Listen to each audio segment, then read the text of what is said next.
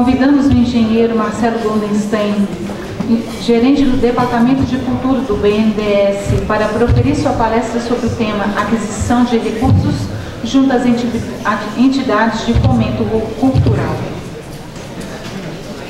Marcelo Goldenstein é mestre em Engenharia de Produção pela COP UFRJ. Atua no BNDES desde 1998, tendo iniciado sua carreira no banco na área de desenvolvimento social. Em 2009, assumiu função executiva no Departamento de Economia e da Cultura, passando a ser responsável pelos estudos e pesquisas que visavam explorar o potencial dos diferentes segmentos da cultura para o desenvolvimento, tendo diversos artigos publicados.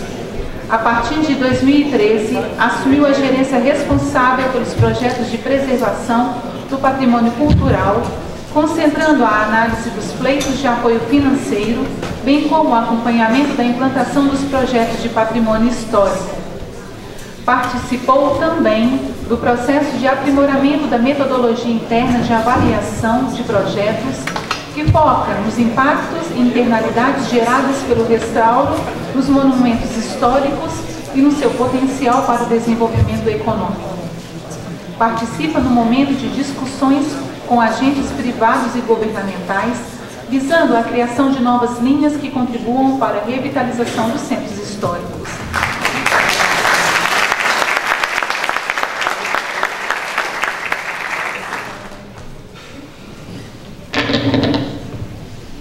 Boa tarde a todos. Em primeiro lugar, eu gostaria de agradecer imensamente ao convite do Dom Gregório por poder estar aqui presente, dando algum tipo de colaboração nessa visão acerca do patrimônio cultural e da forma de tratar, de gerir os nossos bens culturais do país. Eu sou funcionário do BNDES, concursado, atuo lá já há quase 20 anos e aproximadamente 8 anos tenho ficado lotado nas áreas vinculadas à cultura. Eu acho esse evento aqui, eu fiz questão de atender prontamente ao convite de Dom Gregório.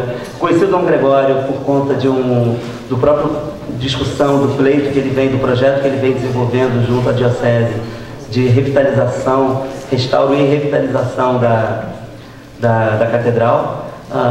Ideias fantásticas que nos foram apresentadas e que a gente vem acompanhando de perto, com o potencial, eventualmente, de conseguir ser um dos apoiadores de uma eventual intervenção na Catedral.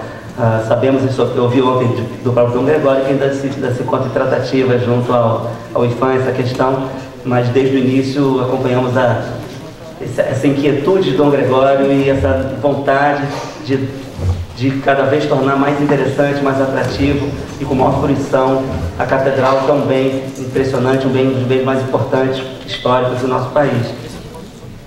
Após esse nosso contato, eu percebi que Dom Gregório tinha uma visão diferenciada acerca do papel da Igreja e de todas as instituições religiosas na preservação do patrimônio cultural. E foi com muito bom grado que eu tive a oportunidade de ouvir a palestra conferida por ele ontem no final do dia, acerca do acordo entre o Brasil e a Santa Sé. Eu queria ressaltar, antes da minha explanação, algumas questões que foram colocadas e que eu acho que devem ser reforçadas e são muito interessantes. Ele disse ontem que o acordo firmado entre o Vaticano e o Brasil dão conta de direitos e deveres da Igreja Católica. Dentre os direitos, obviamente, a sua possibilidade de total legitimidade para professar seu direito religioso. E também os deveres, especificamente, quanto à preservação, à salvaguarda e à fruição dos bens culturais e a facilitação do seu acesso público. Eu vinha falando, inclusive, agora antes, conversando aqui na frente com o Dom Gregório, e a Kátia, que vai me suceder aqui na próxima conferência, sobre essa questão, como na nossa experiência lá no BNDES, é algo que a gente gostaria de auxiliar ou participar desse tipo de ação que traga a igreja a perceber essa missão como uma missão absolutamente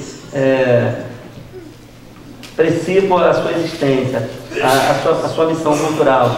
Então, quando soube ontem sobre as pastorais culturais, e que isso vem avançando, inclusive no escopo da CNBB, e a igreja sendo ativa não apenas nas questões de caráter religioso, espiritual, mas também compreendendo e aprofundando o seu papel e a sua tarefa com relação à sua missão na preservação da identidade cultural brasileira, é algo muito caro aos nossos ouvidos, e depois vocês vão entender por que eu vou tentar falar um pouquinho, um pouco de como a nossa instituição, o BNDES, o Estado brasileiro, em última instância, entende essa missão. Outra questão colocada pelo Dom Gregório, soou como música também para os nossos ouvidos, esse ponto que ele levanta da importância que as faculdades de teologia e filosofia têm uma disciplina sobre patrimônio cultural. Ou seja, que os futuros párocos, os futuros bispos, estejam bem formados sobre o tema, é parte da sua missão. Isso é muito interessante, porque eu acho que amplia um pouco essa percepção. Eu falo isso porque, assim como o Dom Gregório, nesses tempos que eu tenho militado nesse mundo da cultura, também já presenciei muitas situações, talvez não tão curiosas e engraçadas como as que o Dom Gregório conta, mas assim, eu acompanhei, por exemplo, o superintendente do IFAM dando bronca em padre, mandando tirar as flores do altar, coisas do gênero, e essa percepção, por exemplo, vinda de alguns integrantes do IFAM, de que os padres, ou os párocos, ou os bispos, não tinham como sua missão se aliar ao IFAM no adequado tratamento ao nosso patrimônio. Então o IFAM quase que puxando a orelha do padre, assim, eu presenciei essa situação assim, que para mim soou muito, muito curiosa, né? O IFAM puxando a orelha de um padre. Isso ocorreu lá em São Luís do Maranhão. O artigo 216 da Constituição brasileira dá conta da definição do que vem a ser patrimônio cultural. E eu não sei exatamente quem escreveu isso lá em 1988, esse artigo da Constituição, mas quem escreveu foi muito feliz e frequentemente eu retorno, sabe, a definição escrita na nossa Constituição sobre a definição de patrimônio cultural, porque ela consegue, de forma resumida, dar conta, na minha visão, de forma perfeita e adequada do que vem a ser, porque muitas vezes se confunde o que é cultura e o que é patrimônio cultural. Cultura são todas as características inerentes ao a nossa condição humana, a nossa condição de vida. Então, futebol é parte da nossa cultura, por exemplo. Qualquer tipo de dança é parte da nossa cultura. Qualquer pessoa que apresente um número musical está fazendo cultura. Mas patrimônio cultural não é isso, né? E a Constituição diz de forma clara, e eu acho fantástico, que o patrimônio cultural é algo portador de referência da nossa cultura, da nossa memória, da nossa identidade. Então, se alguém estiver cantando por aí, está fazendo cultura, mas você não pode chamá-lo necessariamente do nosso patrimônio cultural. Patrimônio cultural também não é necessariamente algo físico ou antigo. Tende a ser, né? A gente tende a reconhecer como patrimônio cultural tanto as manifestações de natureza mais tradicional, quanto as construções físicas, quando a gente fala de patrimônio edificado, mais antigo, mas não necessariamente. Então, por exemplo, todo mundo sabe que o Museu Imperial é um patrimônio cultural nacional. Mas, por exemplo, Brasília também né? A cidade de Brasília é um patrimônio cultural, ela é portadora da nossa identidade por conta do movimento modernista. E ainda tem o patrimônio imaterial, que esse então é mais complicado ainda de se entender, né? Então, Dom Gregório também citou que o acarajé, não é nem o acarajé, Dom Gregório. O patrimônio material são as baianas do acarajé, não é o alimento. São as baianas do acarajé que são o nosso patrimônio material. Ou seja, o modo de fazer o acarajé, nesse caso, é mais importante do que o alimento. O ofício de fazer o acarajé é nosso patrimônio material. Claro, porque remete à ancestralidade africana, remete a uma afirmação de uma identidade própria dos patriarcas daquelas pessoas, inclui o modo de se vestir, o tipo de tempero utilizado. Então não é o acarajé, mas é a forma de fazer que conta muito sobre a identidade do Brasil como um todo. Da mesma forma, eu gostaria ainda antes de entrar no que é o BNDES, o que o BNDES faz, eu acho que são digressões importantes, reflexões que eu gostaria de compartilhar com vocês. A Igreja Católica, a história da Igreja Católica é parte absolutamente inerente à compreensão. A Igreja Católica no Brasil é patrimônio cultural nacional. A gente tende a pensar na Igreja Católica enquanto uma expressão religiosa, naturalmente, que ela é, mas, para além disso, a história da Igreja Católica é parte da história que conta como o Brasil se formou. Um dos projetos, eu já adiantando, eu ia falar de alguns, mas já adiantando, um dos projetos que está em execução nesse momento, deve ficar pronto no meio do ano, apoiado pela nossa instituição, é o restauro do Palácio Arquiepiscopal de Salvador, onde está o nosso arcebispo primário, claro, a nossa primeira capital, e o palácio com uma história fantástica. Outra curiosidade que depois eu coloco para vocês, mas esse palácio arquiepiscopal ele vai funcionar de uma maneira incrível. O bispo de Salvador, Dom Murilo, uma figura fantástica, percebeu e entende essa missão e essa função de natureza cultural da igreja. Sobretudo a igreja baiana, que foi o início da formação brasileira. A igreja, naquele momento, se confundia absolutamente com o Estado brasileiro, né? Não por acaso a igreja era quem substituía ou representava o Estado na prestação dos serviços mais básicos, né? Quem dava saúde pública eram as Santas Casas de Misericórdia. A educação, em geral, eram colégios de natureza religiosa ou jesuíta. Assistência social está na origem da igreja, e quem conferia assistência social pelo Estado brasileiro durante alguns séculos, isso não foi só no início, durante alguns séculos, era a Igreja Católica, e inclusive assistência funerária. Então, para a gente pensar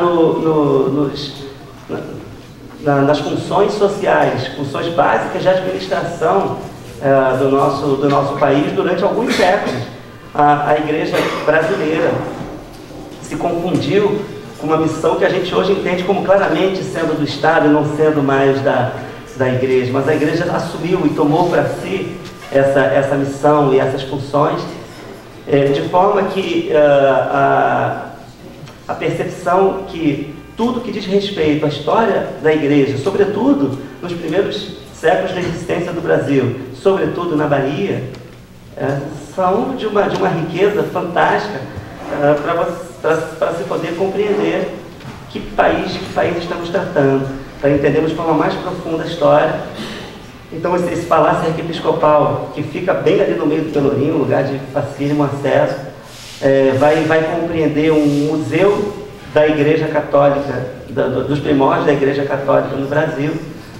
Está sendo feito junto com a Universidade Católica da Bahia um belíssimo trabalho de catalogação, inventário e digitalização dos acervos, desses acervos documentais, mapas, objetos e tudo mais que estarão à disposição de pesquisadores e público em geral.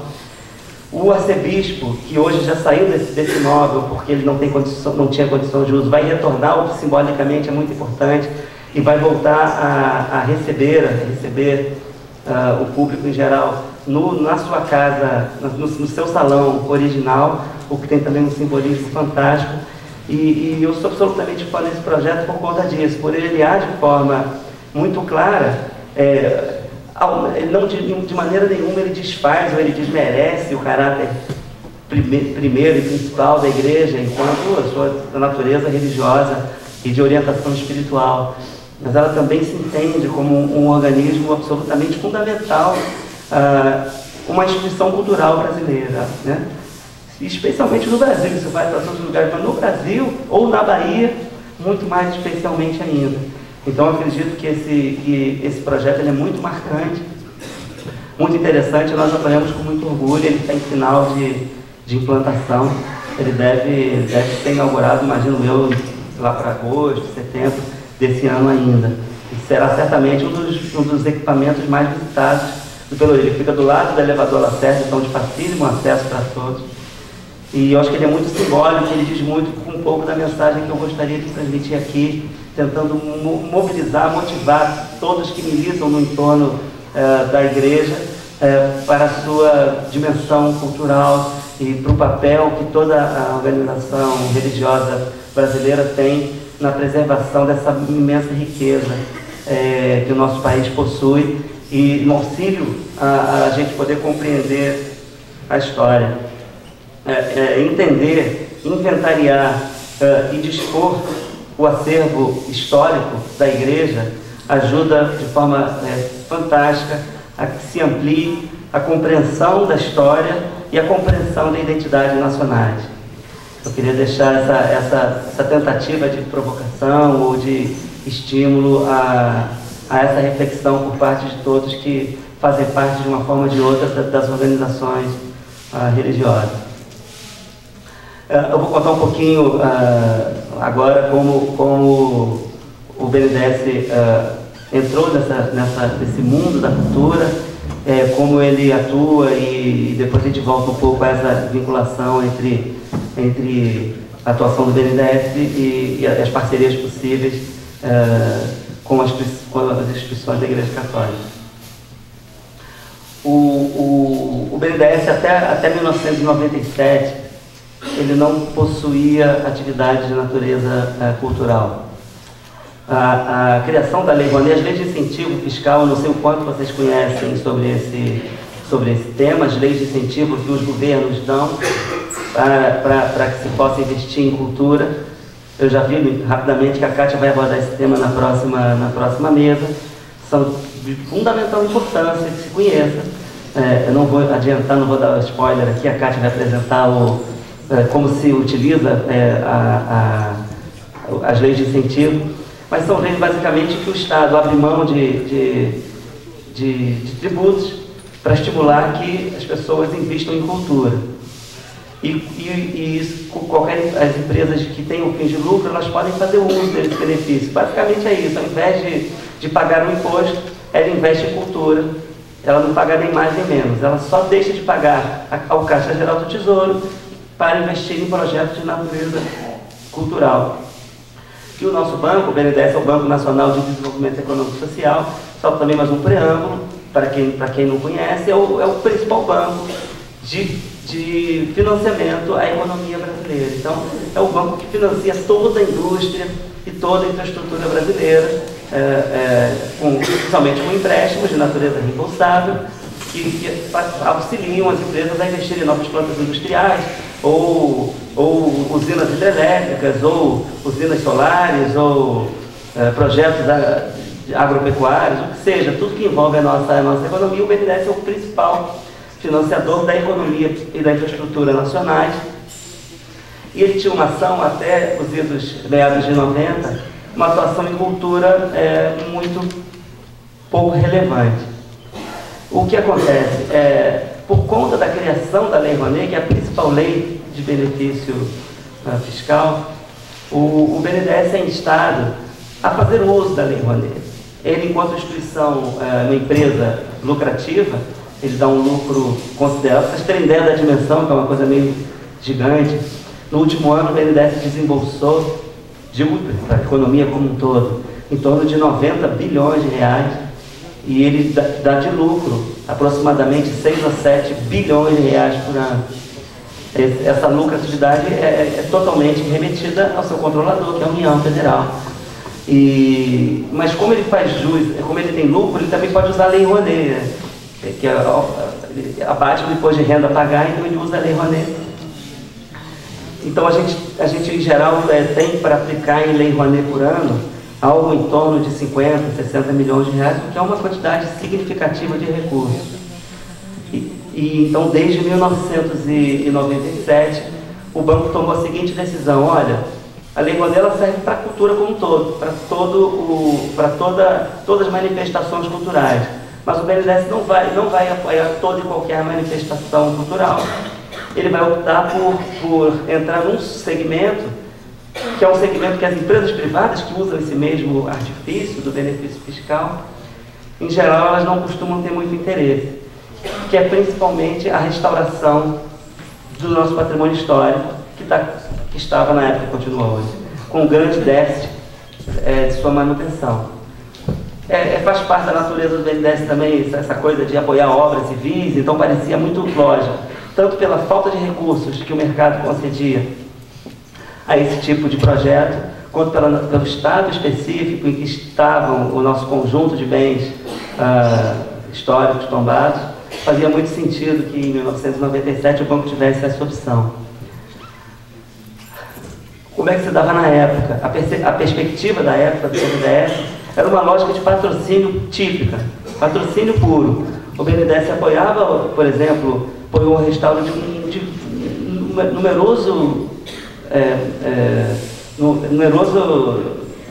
volume de igrejas. Por exemplo, muitas igrejas foram restauradas Brasil afora com recurso do BNDES, outros equipamentos, teatros,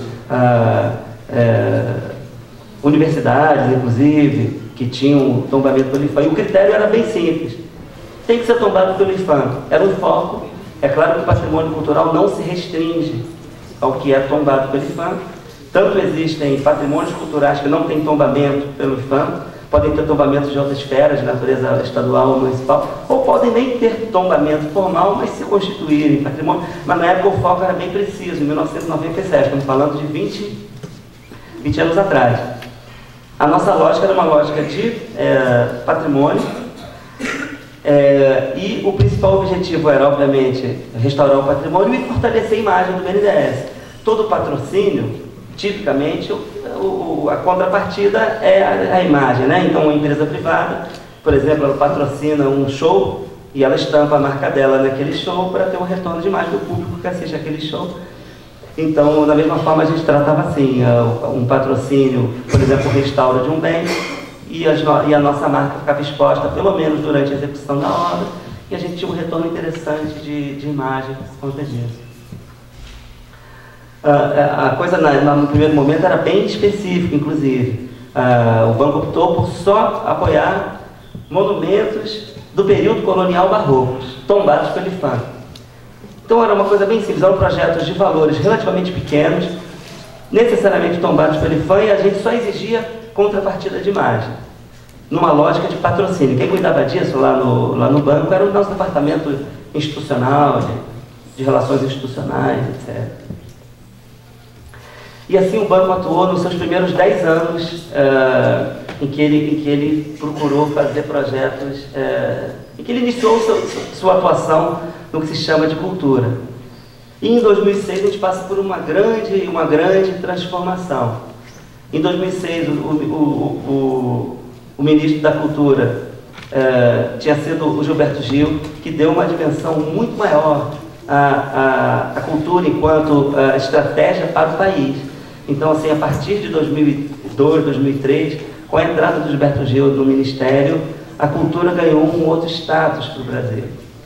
E o Gilberto Gil, ele trouxe algo que eu nunca esqueço. A gente pensa só na admiração, eu tenho profunda admiração musical, a gente pensa só na admiração musical que a gente tenha por esse grande brasileiro, mas ele, na minha visão, ele é muito mais do que isso, sobretudo pelo legado que ele deixou na sua passagem pelo Ministério da Cultura e como esse tema passou a ter um outro tipo de visão, de percepção e de seriedade após a sua passagem por lá. Ele tratava a cultura, ele fazia questão de diferenciar a cultura em 3 dimensões. E essas 3 dimensões, elas não eram concorrentes e nem há uma hierarquia entre elas, mas elas são naturalmente complementares e totalmente diferentes. Ele falava da dimensão simbólica, da cultura enquanto símbolo do povo. Então, a cultura é a representação da nossa identidade. É uma dimensão. Uma segunda dimensão, a dimensão da fruição cultural, ou seja, da importância de que todas as manifestações culturais tenham fruição, ou seja, que todos possam acessar a cultura que nós próprios geramos. É uma outra discussão absolutamente diferente da simbólica. E uma terceira, complementar às outras duas, a dimensão econômica. A cultura enquanto matéria-prima capaz de gerar riqueza. Capaz de gerar riqueza, desenvolvimento, uma vida melhor para as pessoas. E cada uma dessas dimensões, eles tinham um programa, o Ministério da Cultura instituiu programas diferentes. Então, por exemplo, na questão da fruição cultural, um dos programas mais exitosos eram os pontos de cultura, em que se reconhecia e se dava visibilidade a milhares do que eles chamaram de pontos de cultura Brasil afora, com um pequeno auxílio financeiro, mas o principal era a visibilidade, para que as pessoas pudessem fruir daquela organização cultural.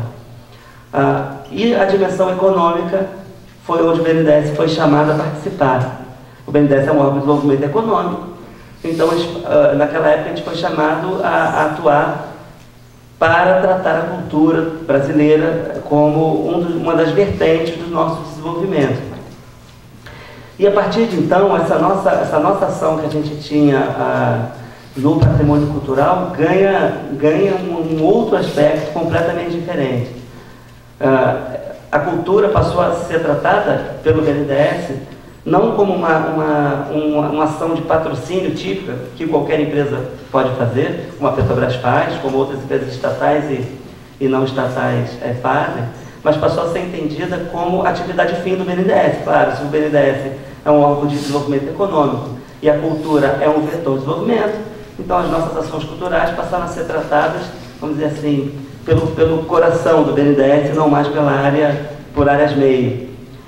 Foi criado um departamento especificamente chamado Departamento de Economia da Cultura, do qual faço parte já há 8 anos, e essa estrutura, ela simbolicamente é muito importante, né? Porque a gente fica alocado, olha só, as pessoas se assustam com isso, a gente fica alocado na área de indústria e serviços. Quer dizer, a nossa estrutura é idêntica, a nossa divisão é por segmento da economia, um segmento é o agribusiness, outro segmento é a tecnologia da informação, e um segmento é a economia da cultura. Idêntico, com o mesmo tamanho, mesmo número de funcionários, mesmo tipo de tramitação dos projetos, mesmo grau de exigência. E isso não teve interrupção nessa estrutura, inclusive em função dos últimos acontecimentos políticos do Brasil, essa estrutura continua de pé, firme. E me parece que é uma conquista institucional que a gente tem, essa percepção da cultura enquanto algo absolutamente legítimo como gerador do desenvolvimento do nosso país. O nosso regulamento, então, que a gente tinha para tratar do patrimônio histórico, ele foi sendo absolutamente reformulado. E muitas vezes a gente não recebeu, não tem sempre, a gente é bem entendido por conta disso, porque durante 10 anos bastava ter um projeto aprovado na Lei Rouanet e ser tombado pelo IPHAN, entrava com um pedido, a gente apoiava. E a gente, por entender que a nossa missão é o desenvolvimento, a gente reformulou profundamente as nossas diretrizes. E até pela nossa experiência, né? Porque temos projetos das mais variados portes, desde o projeto de restauração do Teatro Municipal do Rio de Janeiro, ou da Biblioteca Nacional, ou da Estação da Luz em São Paulo, até grandes igrejas, ou pequenas igrejas, por exemplo, também, ou projetos de natureza muito pequena, às vezes assim, o telhado esquerdo da igreja que estava com infiltração, a gente apoiou, e em outros casos, uma reconstrução completa de um equipamento. Então, é muito variado o tipo de projeto que a gente vem trabalhando, e a gente reformulou principalmente para que a gente pudesse ser mais eficaz nessa nossa busca, nessa nossa luta de tentar tratar esse... só um parênteses. Esse nosso Departamento de Economia da Cultura, ele não trata apenas de projetos que a gente chama de natureza não reembolsável, de concessão de recursos a fundo perdido. Ele também possui linhas de financiamento para empresas que trabalham com a cultura. Então, eu lembro, dos últimos 10 anos, foram construídas no Brasil com recursos do BNDES. Que talvez não fosse possível sem esse nosso programa específico para o mundo da cultura. E principalmente salas de cinema fora dos grandes centros, fora dos bairros mais ricos, num programa junto lá com a Ancine, que é a agência de regulação, que procura descentralizar os equipamentos culturais que são absolutamente concentrados. São dados impressionantes, né? Por exemplo, eu vou voltar para o nosso patrimônio aqui, mas é uma curiosidade. 91% dos municípios brasileiros, 91%, não possuem sequer uma sala de cinema. 91%. A gente não imagina, quem mora nas cidades grandes não imagina isso. E isso é estarrecedor, né? Existem cidades de 500 mil pessoas que não possuíam salas de cinema. 500 mil pessoas.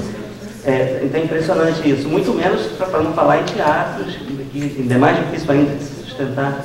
Então, a existência de centros culturais é fundamental. Se não existirem espaços em que as pessoas possam consumir a cultura, como é que elas poderão se formar ou fruir da nossa cultura nacional?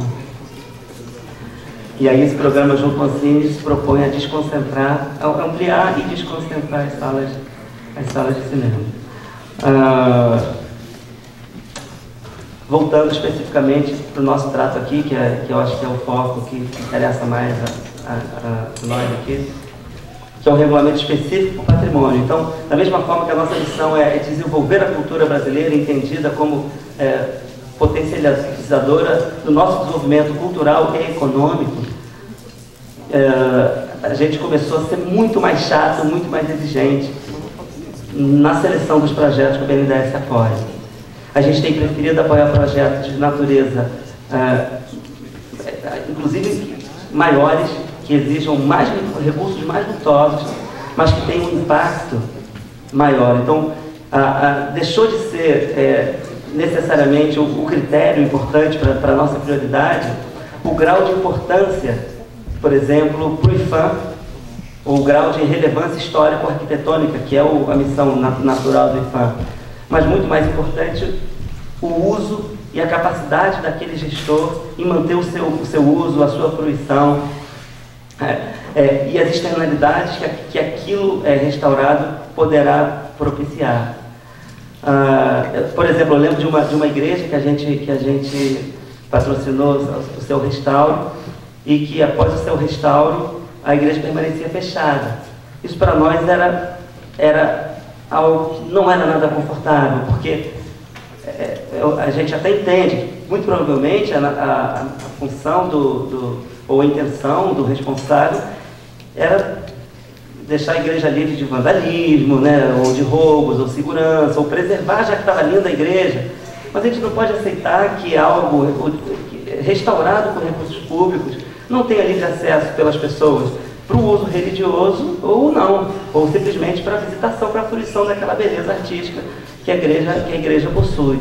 Então, por exemplo, essa questão do acesso público passou a ser um ponto absolutamente decisivo, exigido pelo BNDES, encontrado, assinado, para que qualquer bem cultural seja restaurado.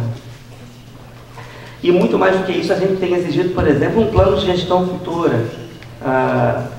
Isso vem assustando os nossos interlocutores, que vêm buscar desesperadamente um recurso para o restauro, e a gente pensa assim, plano de uso. Quanto vai custar a manutenção? Como é que vai ser feito nos próximos 5 anos? Onde sairão os recursos para dar conta de recolocar as telhas no lugar? As telhas estão sendo feitas, elas são aramadas para reduzir o custo de manutenção? Tem subcobertura para eventual... Então a gente acena com a possibilidade, um apoio em valores muito mais vultosos, mas com a tentativa de exercitar o dinheiro para o bem, vamos dizer assim, o nosso poder financeiro, para estimular que o lado de lá tenha um cuidado muito maior do que simplesmente conseguir um dinheirinho ali para consertar o telhado. Então, a nossa principal mudança tem sido essa: exigir estruturação por parte dos demandantes dos recursos, uma profissionalização muito maior, já foi falado aqui, inclusive, em projetos, que ela possa, por exemplo, gastar ou no risco, como o próprio Dom Gregório fez, investir os projetos executivos, seja no risco, seja com investimentos, para que se tenha uma noção muito maior das patologias eventuais. A gente tem histórias terríveis, por exemplo, eu lembro lá em Goiânia, em Pernambuco, na matriz de Goiânia, foram aportados recursos do BNDES. Quando desmontou-se o altar, percebeu que aquilo ali não tinha nem condição de remontar, pela natureza dos danos que eram invisíveis antes do seu desmonte. Até hoje o altar se encontra desmontado e a igreja fechada. Isso tem quase 10 anos, porque o projeto foi mal pensado. Era muito melhor que a gente não tivesse concedido esses recursos e a igreja provavelmente estaria aberta. E o bem sendo fruído tanto pelo padre e pela instituição, quanto pela população. Então a gente não quer repetir esse tipo de erro. Então muitas vezes você não conceder os recursos pode ser importante. Eu tenho uma outra história muito interessante também em Pernambuco, de não concessão dos recursos, um dos bens de maior relevância histórica do Brasil. Não sei quem já teve a oportunidade de conhecer lá em Olinda, o seminário de Olinda, que não funciona mais como seminário, e ele teve até uma interdição parcial de uma das suas partes. E ele tem uma área fantástica. Para além, tem igreja, tem o antigo espaço do seminário, e que nós, apesar de toda a importância, tanto religiosa quanto histórica do Brasil, essa igreja foi invadida e queimada pelos holandeses. Os altares de madeira foram todos queimados na invasão holandesa em Recife, por isso se perdeu muita coisa. Mas é muito interessante uma história que eu acho que vocês, Dom Gregório, conhece, que encontraram atrás de onde ficava o altar, encontraram algumas dezenas de anos, alguns dizeres em holandês, e ninguém entendia de que se tratava. E eram os holandeses pedindo perdão a Deus por terem queimado os altares. Então o holandês que destruiu todos os altares, ele pede perdão no lugar onde ficava o altar, e o holandês foi descoberto há pouco tempo. Uma história emocionante, né? O altar não tem mais, mas tem o dizer lá que ele rabiscou atrás de onde ficava o altar que foi queimado. Era muito frequente naquela época, né? As invasões. O invasor sempre fazia questão de destruir qualquer reminiscência da cultura local. Percebam o poder da cultura, né? Às vezes a gente não se dá conta disso, mas há centenas de anos que o invasor sabe que para destruir aquele povo, a primeira coisa que ele faz é destruir sua cultura. Ele não queria destruir a igreja, ele queria destruir reminiscências da cultura própria, para instituir a sua cultura e assim poder exercer a sua dominação. É incrível o poder da cultura e como ele é relegado a planos inferiores. Isso me chama muita atenção. E nesse seminário nós negamos o pedido feito pela Diocese de Olinda, de Recife de Olinda, né? A mesma Diocese, né? De Recife de Olinda. E fomos lá, após a negativa, dizer por que negamos e dizer o que nós esperávamos para poder nos aprovar. E infelizmente não tivemos um bom retorno, porque os responsáveis deliberados pela Diocese para fazer a nossa interlocução não conseguiam entender que a gente queria apoiar, mas a gente queria apoiar muito mais do que eles estavam nos pedindo. A gente queria apoiar, por exemplo, aquele seminário já não estava tendo uso como seminário. Aqueles espaços da igreja poderiam ter outros usos fantásticos. Foi aventado, por exemplo, uma articulação junto com o Instituto Histórico Geográfico, que aquilo se transformasse num museu para se exibir os acervos. Então você poderia ter um uso religioso associado a uma fruição daquele monumento fantástico para uso de natureza cultural. Aquele ponto ali é o ponto mais alto da cidade de Olinda, então ele teria muita atratividade turística. Atratividade turística essa que poderia representar algum tipo de cobrança de ingressos de eventuais turistas que fossem lá visitar, que auxiliassem na própria manutenção para que não precisasse chegar nesse estado de novo que hoje se encontra aquela igreja. Então a gente queria estimular isso. Infelizmente a Diocese de Olinda não nos procurou mais. Ela queria, olha, eu só quero telhado mesmo. Eu só quero que você me conserve telhado. Está aprovado no IFAM, eu quero telhado. E isso me deu muita pena, porque a gente percebeu naquele bem. E toda a representatividade de Olinda para a Igreja Católica e para o país, que a gente poderia montar um projeto muito mais audacioso, tanto para a própria Diocese, quanto para que gerasse receita para ela própria, que desse um uso muito mais nobre do que ele tem. E me parece que a Diocese ficou muito receosa em se aventurar por esses territórios, vamos dizer assim, mais ousados. Ao contrário aqui da Diocese de Petrópolis, em que os planos de Dom Gregório são muito interessantes, de ter um uso cada vez maior religioso, mas também cultural, com corais, com visitação turística, com café, algo que dê a Catedral de Petrópolis, que já é absolutamente visitada e absolutamente reconhecida, está até em bom estado de conservação, mas que possa cada vez, o uso é o que preserva, né? Eu tenho ouvido cada vez mais isso. A melhor política de preservação é a utilização. Isso vale para a cultura, isso vale para os bens culturais, vale inclusive para os bens naturais, né? Por exemplo, trilhas ou reservas naturais. Se tiverem pessoas caminhando por lá, utilizando e experimentando da beleza, que é estar em contato com a natureza, vai valorizar a natureza. O caçador que vai lá derrubar a árvore ou caçar carnes, é porque ele não conhece a natureza, mas ele não faria isso. Então a melhor forma de você preservar é você dando oportunidade das pessoas vivenciarem o que é estar em contato com o bem cultural, ou o que é estar em contato com a natureza. Essa é a melhor forma de as pessoas efetivamente se mobilizarem ou se sensibilizarem para isso. Bom, e aí, voltando à nossa metodologia, o que a gente vem fazendo é isso nesse momento, estimulando, e a gente tem uma metodologia muito rigorosa para que qualquer um se candidate a receber recursos do BNDES no escopo da Lei Rouanet. A nossa missão não é só o restauro do patrimônio histórico edificado, também, mas é a preservação do patrimônio cultural como um todo. Então, o patrimônio imaterial entendemos como parte do nosso escopo de trabalho. Então, o que a gente fez nesse novo regulamento? A gente abriu por um lado e restringiu por outro. Quer dizer, o foco não é mais tão restrito, o foco é amplo, mas o nível de rigor para você conseguir um recurso é muito maior. E a nossa forma de atuação vocês vão poder entrar, quem quiser, tem na nossa página do BNDES, pode disponibilizar depois o link, mas tem um roteiro em que qualquer um pode se candidatar a receber recursos, que a gente chama da nossa consulta prévia.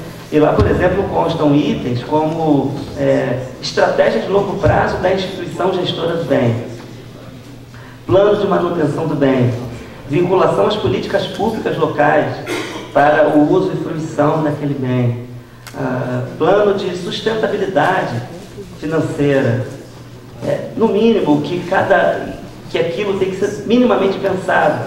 Isso assusta um pouco, porque ninguém que pede um dinheiro para um restauro está habituado a pensar nisso previamente. Em geral, o contrário, ele restaura e depois vai pensar nisso.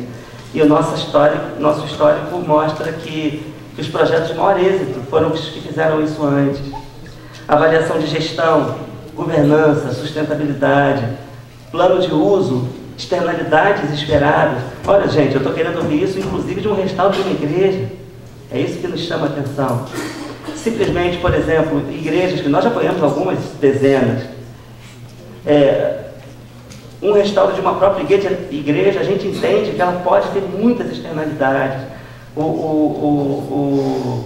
Em muitas cidades, por exemplo, as cidades menores, a igreja é absolutamente central na vida social e comunitária daquele espaço. Toda a vida comunitária circula ao redor da instituição, daquela instituição, daquele local físico e das pessoas que orbitam.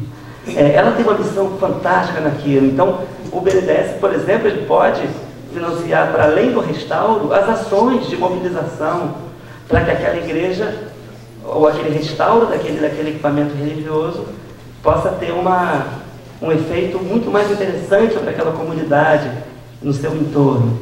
É isso que a gente espera ouvir nos pleitos que a gente recebe.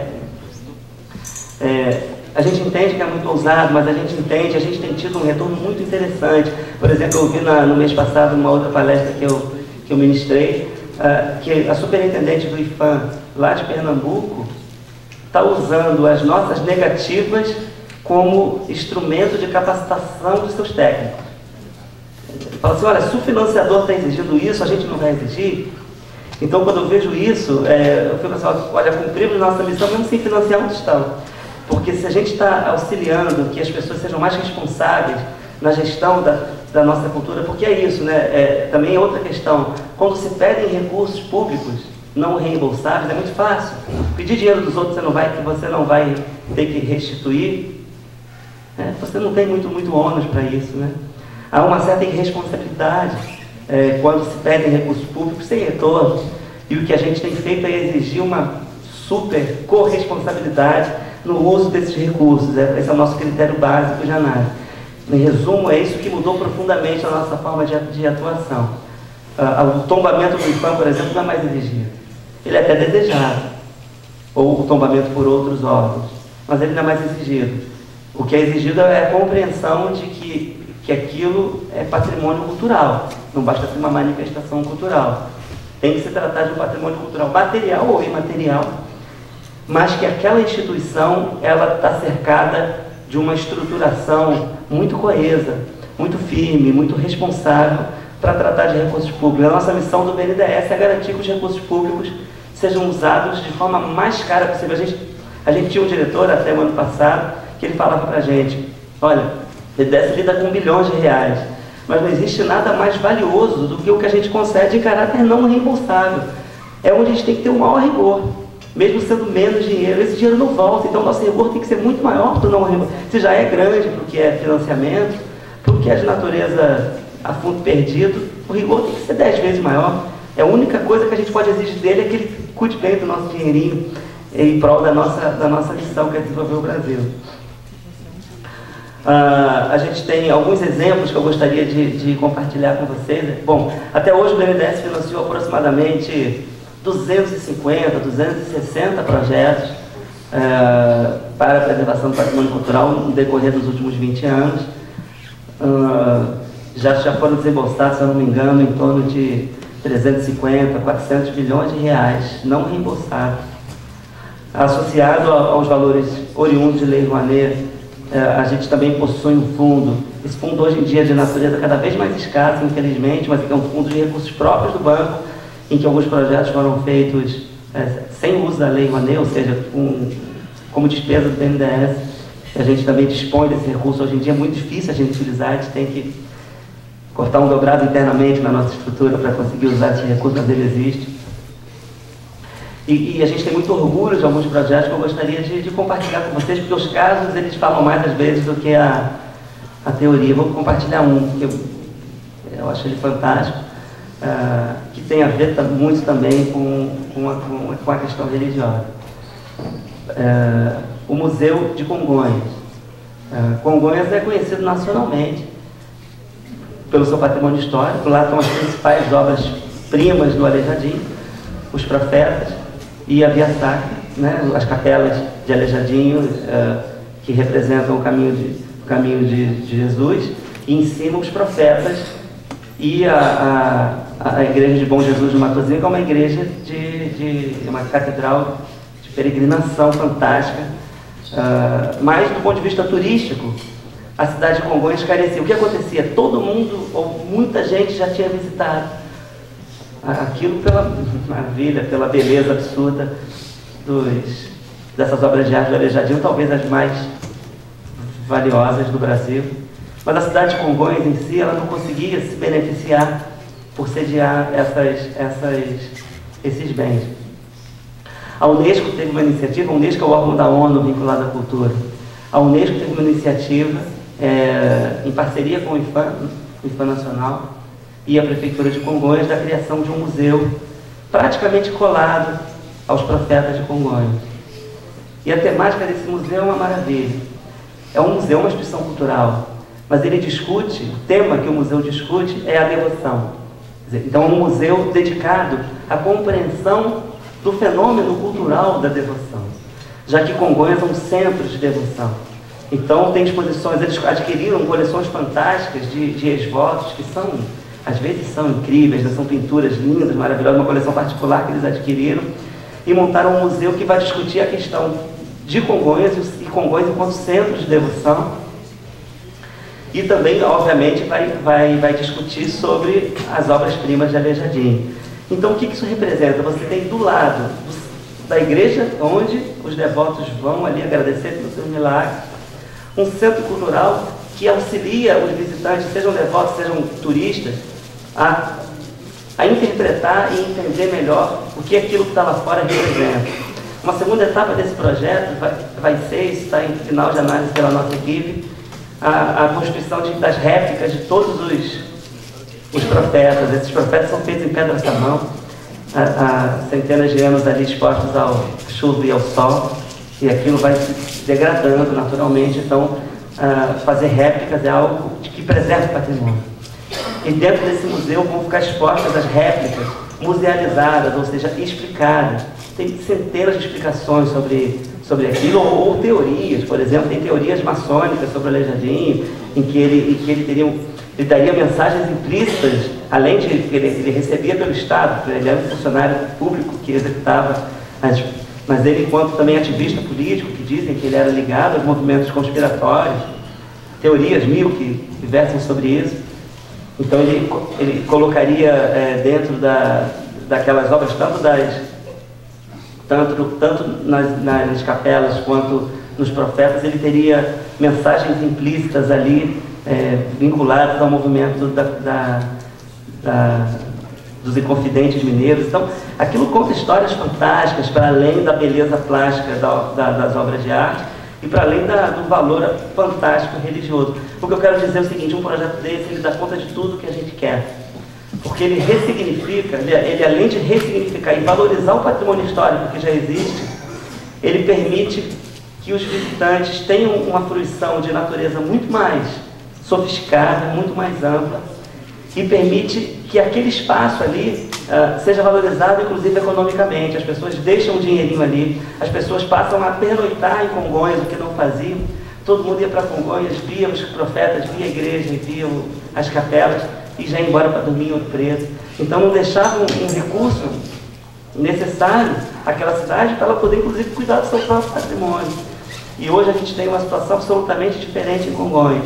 Uma prefeitura que entendeu que a cultura é sua principal alternativa à atividade da mineração, que é o que sustenta aquela região, com tudo que a gente sabe diz respeito à mineração, inclusive as tragédias ambientais e as variações de preço que fazem com que a riqueza varie conforme a China compra minério ou não compra minério. As pessoas ficam mais pobres ou mais ricas, isso é uma loucura, dependendo da vontade da China de comprar minério. E a prefeitura lá percebeu que a sua vocação é a cultura, que a sua vocação econômica é a cultura, e entende esse monumento, obviamente de natureza religiosa, ele não tem apenas a natureza religiosa. E o Museu de Congonhas, que alia uma missão absolutamente cultural, trata-se de um museu em cima de uma temática absolutamente religiosa, que é a devoção dos seus fiéis. Então eu acho que esse exemplo é um exemplo que para nós ele é fantástico e exige uma criatividade muito grande. Bom, isso não foi feito sem... Esse projeto até ficar de pé levou quase 10 anos. No início a própria população era contrária à existência do museu. Tem muita história até que esse museu tenha parado de pé. Mas o resultado final é fantástico e tem sido dito como um grande exemplo de preservação efetiva do nosso patrimônio cultural. Outro exemplo que eu gosto muito é o do... Eu não sei quem conhece, quem já visitou a turismo, a ilha lá de Morro de São Paulo, na Bahia. Essa ilha é uma ilha belíssima e é muito visitada por turismo, famoso turismo de sol e praia, né? As pessoas vão visitar lá por causa das praias exuberantes. Mas lá aquilo começou, na verdade, a ser habitado por conta de uma fortaleza. Era uma fortaleza fantástica que defendia de piratas e corsários a Baía de Todos os Santos. E a gente fez um projeto, a primeira fase do projeto, que foi a recuperação das muralhas desse forte. São quase 500 metros de muralha, então teve que contratar desde mergulhadores, porque tinham que mergulhar para encontrar as bases daquelas muralhas. Foi feita uma trilha ao lado da muralha. E agora também no meio do ano está sendo inaugurado a restauração do Forte da Ponta, que é o forte que fica ao final da muralha. Esse Forte da Ponta vai contar a história do início da nossa colonização. O forte é belíssimo, ele fica num lugar que tem um pôr do sol incrível, ele tem num lugar preservado a questão natural, a vegetação. E vai ser um lugar também de fruição das culturas tradicionais da Bahia. Então o projeto está sendo feito, há reuniões quinzenais entre prefeitura, instituições culturais, associações comerciais locais, um órgão de desenvolvimento local. Eles discutem quinzenalmente o que vão fazer nesse novo equipamento cultural que será entregue a eles. Eles se apropriaram antes dele ficar pronto. Isso sim é um projeto bonito, em que a população se apropria dele, ao invés de pichar depois que ele fica pronto, né? Que é infelizmente o que a gente vê por aí. Certamente isso vai dar uma grande repercussão. E qual é a nossa percepção? É que para além de Morro de São Paulo ser percebido e ser visto como mais um destino de praia, vai ser entendido como um destino de praia e cultura, de praia e história. Ele vai receber um upgrade, ele vai receber provavelmente uma percepção de um lugar muito mais interessante para se visitar. Vão ter exposições, por exemplo, de artesanatos absolutamente particulares daquela região e tradicionais, porque aquela região ali chamada do Baixo Sul da Bahia possui comunidades incríveis. Possui, por exemplo, uma manifestação cultural que poucos ouviram falar, que chama Zambiapunga, talvez o Dom Gregório conheça por ter morado lá, que é algo fantástico que o Brasil não conhece. Uma manifestação carnavalesca, com símbolos, talvez de natureza, de matriz africana, mas também, obviamente, totalmente sincrético, como tudo que ocorre na Bahia, né? A Bahia é um sincretismo impressionante, que gera uma cultura que tem que ser valorizada, compreendida, entendida. E é um projeto que para a gente é fantástico, a gente entende como algo que transforma e impede o que acontece muito nas cidades de natureza de praia, né? Que é aquele turismo predatório. Chega um empresário espanhol, coloca um resort de 400 unidades habitacionais e aquele paraíso vira algo que não tem nem um tratamento adequado do seu esgoto, não tem condição de receber tantas pessoas, e é um projeto que as pessoas vão começar a cuidar melhor do seu patrimônio cultural, e é um patrimônio cultural fantástico. Um detalhe, os fortes brasileiros, nesse momento, estão sendo um conjunto de 10 ou 15 fortes, está sendo candidato, o IPHAN está levando a candidatura a Patrimônio Mundial da Humanidade para a Unesco. São 10 fortes brasileiros que pretendem se transformar em patrimônio mundial da humanidade. Cada um com a sua natureza. Você tem um forte, por exemplo, num rio no meio de Rondônia. Você teve que tirar muita árvore para perceber que existia ainda um forte ali hoje em dia, mas ele tem ele explica uma questão muito particular da conformação do território nacional. E todos os fortes são explicações fantásticas da compreensão da formação do nosso território nacional. Finalizando, que eu já recebi o aviso que o meu horário está terminando, o que a gente tenta conscientizar e ajudar, usar o nosso recurso não só para viabilizar obras, mas para conscientizar os mais variados, mais variadas partes da sociedade, de governo, da sociedade civil, as instituições religiosas, que o nosso patrimônio histórico ele não é um fardo. E muitas vezes ele é tratado como um fardo. Poxa, o IPHAN é um chato que quer proteger, né? A sociedade não tem ainda um consenso de que a nossa cultura, o nosso patrimônio cultural é oportunidade. Ele é o que diferencia. A cultura é o que diferencia. Hoje em dia o mundo está cada vez mais parecido. O que torna um país diferente do outro hoje em dia, com toda a globalização, são as características culturais, é a gastronomia, são as línguas, são o tipo de arquitetura específica daquele local. A cultura ela não pode jamais ser vista como algo que emperra o progresso, o desenvolvimento, como ainda há muita gente que pensa. Ao contrário, o nosso patrimônio cultural, seja edificado, seja imaterial, é a nossa oportunidade de prosperar. Eu acho que a gente precisa buscar esse consenso. E recuperando o que Dom Gregório disse, muitas vezes não falta dinheiro. A nossa percepção no banco, ratificando o que disse Dom Gregório ontem, é muito mais difícil se encontrar projetos bons. Projetos que deem conta de uma forma responsável pela transformação. O que tem mais por aí são oportunistas pedindo recursos, né? Por exemplo, há projetos em que a maior parte teve projetos que a gente tratou, que depois a gente, no processo de acompanhamento e prestação de contas, percebeu que 60% dos nossos recursos do povo brasileiro, se dedicaram aos prestadores de serviço e não ao patrimônio cultural.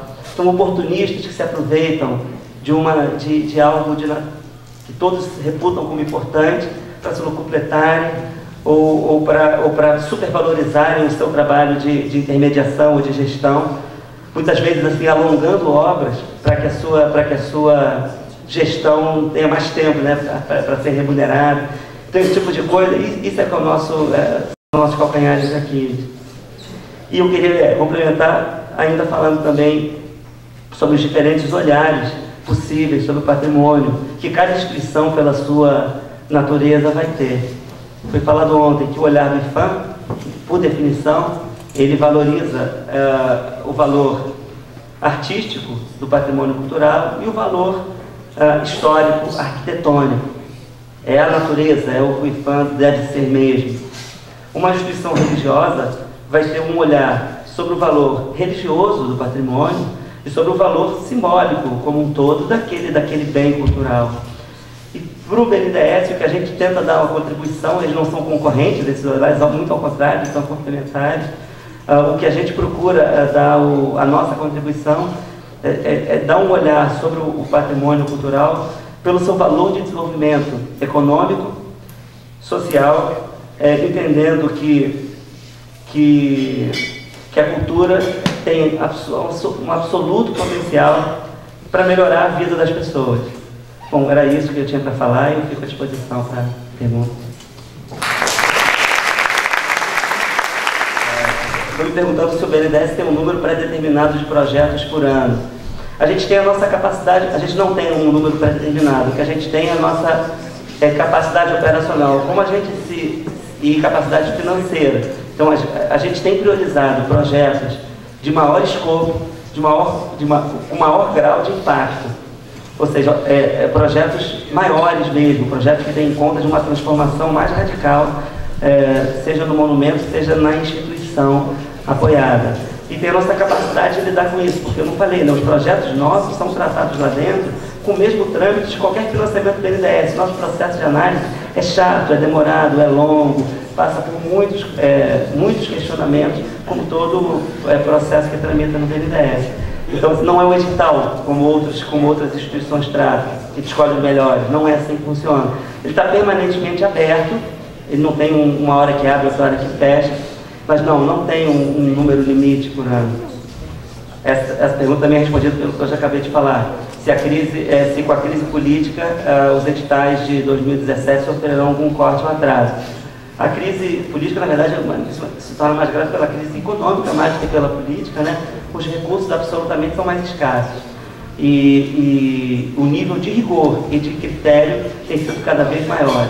Por exemplo, todo e qualquer projeto que a gente submete para a decisão da nossa diretoria tem que ter um tratamento muito rigoroso sobre o tema economicidade. Então, tem que provar que cada um daqueles itens que estão descritos ali são absolutamente necessários e por que eles não poderiam, por que eles custam aquilo. Então, o que há hoje, por conta dessa situação de crise econômica, é um rigor muito maior, seja na seleção, seja no tratamento sobre os orçamentos que são apresentados. Isso é algo até muito positivo em alguma medida. Qual a porcentagem, curiosa pergunta, qual a porcentagem de aprovação dos projetos que ingressam? Não tem exatamente uma porcentagem, tem um histórico nosso, né? A gente recebe muitos projetos, varia muito. Tem projetos que a gente vai construindo. O BNDES, ao contrário, assim, ele se propõe a ser um agente parceiro do proponente. Especialmente com a Diocese de Petrópolis, temos feito isso. A gente já teve algumas reuniões para tentar auxiliar a Diocese a construir o projeto que ainda não chegamos. Isso é muito frequente, por exemplo, ele recebeu uma negativa num primeiro momento, mas a gente continua trabalhando com ele até que o projeto chegue no formato que a gente considera amadurecido, pronto. Tem projetos efetivamente que não estão, ou não são bons de fato, ou não estão na nossa prioridade. A gente, o BNDES não pode dar conta de tudo. Então é difícil falar assim em termos de percentual. A gente tem alguns comitês periódicos, então assim, no último comitê, por exemplo, foram 11 projetos e passaram adiante 4, que não significa que serão aprovados, passaram do primeiro filtro, 4. Já no anterior, dos 11, passaram 8. Em outros de 15 passaram 2. Mas assim, depende muito naquela leva da qualidade dos projetos O rigor é muito alto, porque o valor dos recursos, eu não falei muito dos valores, quando a gente começou a trabalhar, a média de valor aportado por projetos era de em torno de R$500 mil, R$300 mil, R$1 milhão. E hoje os nossos projetos, que são de muito maior envergadura, têm circulado na casa dos 4, 5, 10 milhões de reais. Esse projeto, por exemplo, do Morro de São Paulo, foi um projeto de R$9 milhões. Ele envolveu uma reconstrução, praticamente, de um forte que estava em completa ruína, com todos os cuidados históricos. Então foi um projeto de grande monta. O valor é maior e as tratativas têm sido mais demoradas. Outra pessoa me pergunta se, além de restauro de imóveis, se é possível se pedir patrocínio em quais áreas. Foi o que eu tentei explicar aqui, né? Em primeiro lugar, a gente não tem gostado de nos chamar de patrocinadores, porque o que a gente faz a gente não entende como patrocínio, entendido que patrocínio, o critério para o patrocínio é o melhor retorno de imagem. A gente não está buscando retorno de imagem nesse tipo de ação, a gente está buscando desenvolvimento. É só um detalhe que eu gosto de ressaltar. Mas especialmente com os recursos não reembolsáveis, a nossa ação é restrita de fato ao patrimônio cultural, não só o edificado.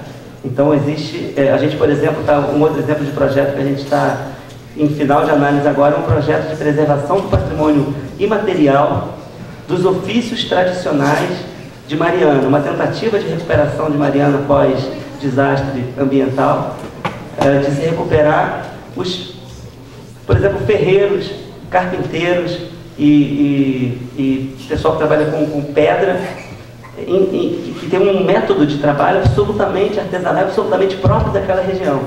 Então a gente vai chamar os mestres de ofícios e registrar e ensinar para outras pessoas aquele tipo de arte, de ofício, como saída, como alternativa econômica para aquele. Então esse, por exemplo, é um projeto que não trata de restauro de imóveis, mas trata de preservação de patrimônio imaterial. Os ofícios, que são inclusive registrados pelo IPHAN, numa publicação que ele fez. É uma pergunta: se um projeto de R$800 mil de restauro de vitrais de uma igreja pode ser apresentado ao BNDES? Mais uma vez, a tendência é que um projeto pura e simplesmente de restauro dos vitrais não seja entendido como meritório o suficiente nessa linha do que eu falei. Ele é passível de apoio, claro, mas o BNDES vai exigir muito mais do que a simples recuperação dos vitrais. Aí vai perguntar o que você vai... A simples recuperação física é condição necessária, mas não é suficiente para que o BNDES dê prioridade a esse tipo de projeto. Agora, se esses vitrais, eles, em alguma medida, eles tiverem potencial para contribuir com outro tipo de ação, se eles forem tão especiais que aumentem a visitação, ou a gente tentaria fomentar junto com esses vitrais, junto com o solicitante, alguma outra ação que auxiliasse na gestão da igreja, na sustentabilidade da igreja. A nossa visão tem sido mais essa, de não focar em um simples recuperação física, em sim em desenvolver e implementar uma mudança de patamar de quem tem esses vitrais. Onde apresentamos o projeto no BNDES? Bom, isso vocês podem entrar na página do BNDES para entender um pouquinho mais do que eu estou falando. Lá tem cultura e depois vai clicar em patrimônio cultural. O patrimônio, a apresentação é feita por meio de um formulário próprio que consta para download no nosso portal e é submetido ao departamento responsável pela recepção de todos os projetos do BNDES. É algo bem facilmente acessível pela nossa página. Eu gostei dessa pergunta aqui: qual o valor máximo e o valor mínimo do projeto do BNDES? Não tem. A análise é de mérito muito mais do que de valor. É claro, outro dia nós recebemos um projeto de R$170 milhões. Aí não tem valor máximo, mas esse está acima do máximo. Porque esse é muito acima da nossa capacidade de geração de lei Rouanet, né? R$170 milhões. Agora, o mínimo, sim, a gente tem tido uma certa resistência a projetos de menor escopo, menor valor, por definição, eles vão ter um escopo maior. A gente tem priorizado projetos de maior valor e de maior impacto. Então, assim, como referência, projetos de R$1 milhão são considerados pequenos para a gente, apoiáveis, mas pequenos, porque em geral não tem um escopo tão ousado como a gente gostaria de receber. Bom, aqui é só uma mensagem do Clarindo informando que a Lei Estadual de Cultura deu o pontapé inicial para o restauro da igreja de São Joaquim da Grama, no Rio Claro, abandonada há anos, aí que é só um aviso, não é uma pergunta. Estou só reproduzindo aqui.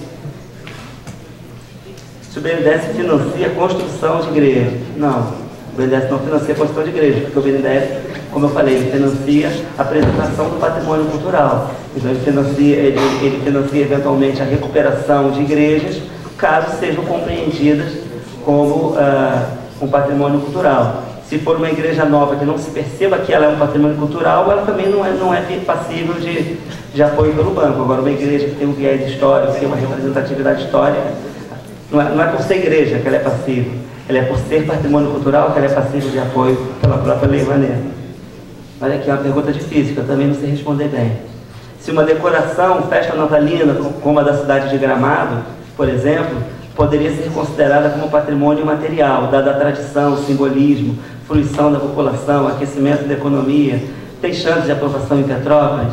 Eu acho esse um tema maravilhoso, né? A definição do que é patrimônio imaterial é bem mais difícil do que a definição do que se convenciona um patrimônio material.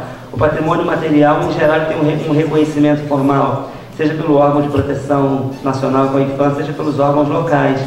E o patrimônio imaterial, o que vem a ser uma manifestação cultural e aonde que ele passa a se transformar em patrimônio imaterial. Por exemplo, o samba do Rio de Janeiro é tombado como patrimônio imaterial. O samba da Bahia também é com outro tombamento, tem outra história, outra lógica. Ninguém tem muita dúvida, né, que o samba é um patrimônio do Brasil. Agora, se a decoração de Gramado é um patrimônio do Brasil, eu tenho dúvida. Ela me parece mais uma manifestação cultural absolutamente fantástica, mas eu não sei se ela é um patrimônio a ser preservado, ela é uma manifestação.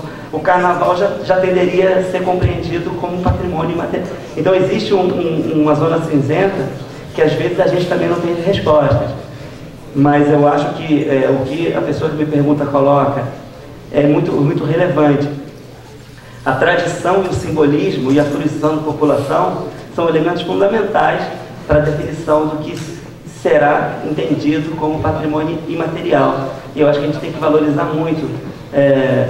O tempo faz uma manifestação cultural se transformar num patrimônio imaterial, né? A continuidade transgeracional dessa manifestação cultural. Então, se a pergunta foi essa, por exemplo, se o BNDES custearia uma decoração natalina em Petrópolis, que é a pergunta aqui, como patrimônio imaterial, acho muito pouco provável. Mas apesar da resposta tender a ser negativa aqui, eu gosto muito da pergunta, dessa provocação sobre o entendimento da tradição, simbolismo e fruição cultural seriam as bases do nosso patrimônio imaterial. Bom, acabei de responder essa quantidade de perguntas, agradeço muito e estou à disposição também posteriormente. Eu quero agradecer a você, Marcelo, né, porque em meio a tantas atividades, com tanta responsabilidade, trabalhando em um banco tão grande, né, você esteja aqui conosco para nos transmitir essa palavra extremamente direta, né, e tenho certeza absoluta, foi fundamental para nós. Eu quero apenas dar um testemunho aqui para vocês, né? Então, quando cheguei aqui, nós começamos a desenhar um projeto para restauração, na verdade não restauração, uma revitalização da Catedral de Petrópolis. E naturalmente, eu comecei a contar com o apoio especialmente dos técnicos, né, engenheiros, arquitetos aqui da nossa universidade. Começamos a trabalhar no projeto. Tivemos naturalmente um primeiro contato com o IFAM, mas que não foi um contato muito aprofundado e já estávamos desenvolvendo os projetos. Então, como nós desejávamos aprovação junto à Lei Rouanet, nós fizemos o projeto, houve uma primeira aprovação, né, e fomos logo direto ao BNDES. ingressamos logo com o pedido, porque nós achávamos que isso ia demorar pelo menos um ano para uma resposta, algo parecido com isso. E foi bem interessante que no primeiro instante houve uma negativa, porque o projeto era realmente talvez muito grande, né? Mas nós insistimos e a equipe abriu as portas para nos ouvir. E foi bem interessante, porque a equipe nos ouviu com o máximo de tranquilidade, né? Desejando realmente apoiar, com o máximo de atenção e eu poderia dizer com o máximo de carinho. Eu acho que uma das coisas mais importantes que nós temos quando vamos a uma grande empresa, né? Ou então alguém que trabalha com fomento, é exatamente esse olhar que ele tem para aquele que está buscando alguma coisa. E o que nós recebemos foi isso, uma profunda atenção. E não apenas, aí depois houve uma série de questões junto ao IFAM, né, no desenvolvimento dos projetos, e naturalmente o BNDES não pudemos esperar. Mesmo assim, né, houve um contato posterior, não é todo o pessoal mandando e-mail, olha, nós estamos aqui, como é que está o projeto? Vocês estão indo adiante, etc. Um cuidado, né, humano, que realmente nos causou não apenas profunda surpresa, né, mas profunda alegria. Né? Então eu quero dizer isso, porque foi assim que nós fomos tratados. Né? E isso gerou realmente uma comoção tão grande da equipe, que a primeira pessoa que pensei assim para nos dar uma palavra aqui, para exatamente falar sobre isso, foi a sua pessoa. Quero também lembrar que talvez a gente imagine, é impossível nós chegarmos a essas grandes empresas. Eu quero dizer que não é? Essas equipes são extremamente bem informadas e estão sempre abertas a nos ouvir. Agora, inegavelmente, antes de nós chegarmos lá, é preciso projetos que sejam interessantes, né, que estejam balizados por aquilo que essas empresas desejam, porque querem contribuir, mas nós temos que fazer um negócio que seja realmente bonito, bem interessante e que seja de profunda relevância. Uma outra coisa que eu acho que foi importantíssima assim, na sua conferência foi a sua simplicidade, não é? Então a gente, às vezes, fica esperando uma coisa profundamente técnica, afinal de contas você vem de um banco, você é engenheiro, não é? Mas a sua palavra foi profundamente humana, profundamente simples, não é? Aqui eu acho que todo mundo compreendeu perfeitamente aquilo que você quis nos dizer, não é? E com muita firmeza e com muito conteúdo naquilo que você tem trabalhado ao longo desses anos todos. Eu lembro até de uma história, vou concluir, porque nós temos um intervalozinho agora, né? Mas uma história assim, bem interessantezinha, não é? Espero que vocês compreendam a história, né?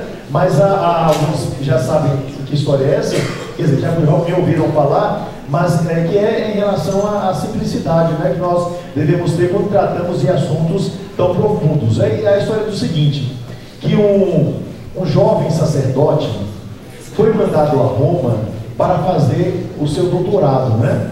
E ele estudou na melhor escola de teologia lá ligada ao Vaticano. E naturalmente ele chegou cheio de si.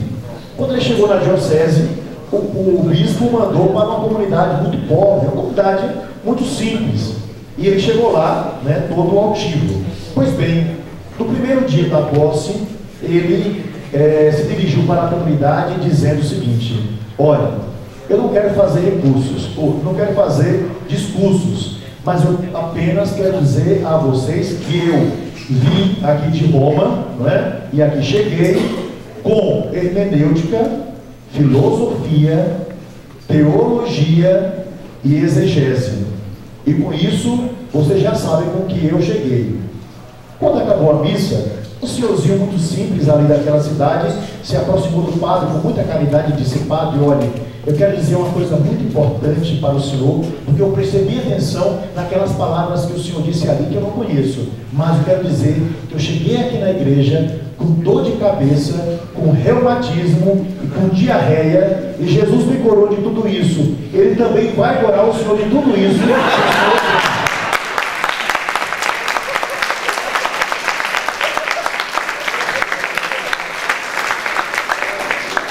Então, a melhor forma que nós temos de chegar às pessoas é com simplicidade, e assim facilmente a gente consegue transmitir o que tem no coração. Foi isso que Jesus fez. Foi exatamente isso que você fez aqui pra gente. Você transmitiu com o máximo de coração, com tranquilidade, aprendemos bastante, né? E o BNDES não é apenas uma porta que se abre para nós. são dezenas de portas que se abrem, não é? Então basta que a gente prepare bem os nossos projetos, que eles sejam interessantes, vamos lá, e muitos deles, não tenho dúvida, serão aprovados, não é? E se forem reprovados, a gente melhora, bate outra vez e de tanto bater um dia a gente consegue, nem que a gente demore muitos anos para conseguir aquilo que a gente deseja, porque é para nós e é para o povo brasileiro. Passando aqui apenas uma lembrança por tudo aquilo que você apresenta para nós. Muitíssimo obrigado.